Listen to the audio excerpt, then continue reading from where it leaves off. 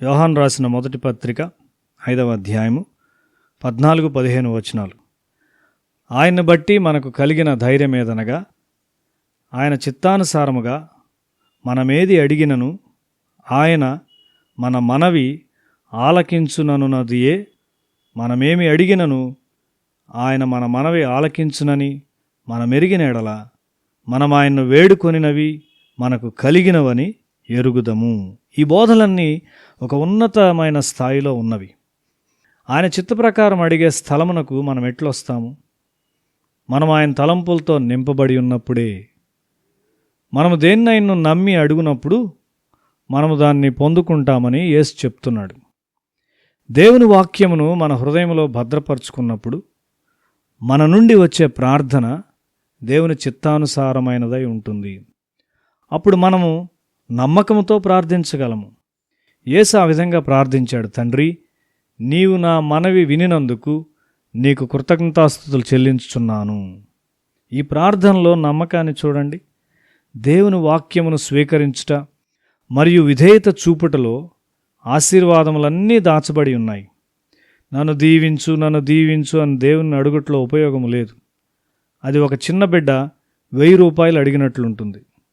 దాన్ని భద్రపరచుటకు లేదా ఉపయోగించుటకు ఆ బిడ్డకు తెలియదు. మన ప్రార్థనలు చాలా వరకు ఇలాగే అర్థం లేనివై ఉంటున్నాయి.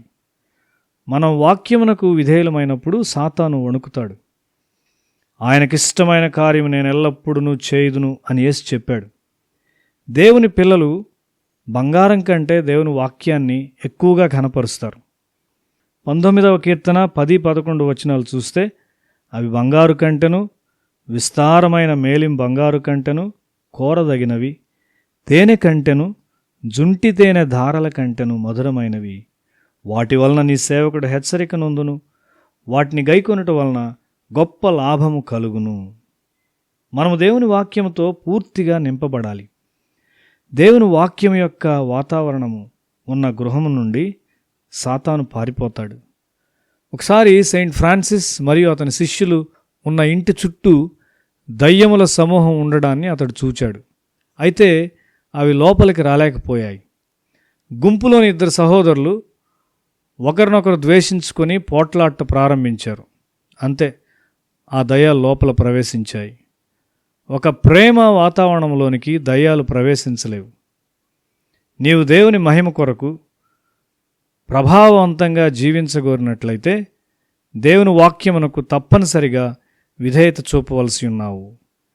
దేవుని వాక్యమునకు విధేయత చూపుట విశ్వాసమును సృష్టించును. బంగారం కంటే ఎక్కువగా నీవు దాని ద్వారా లాభాన్ని పొందుతావు.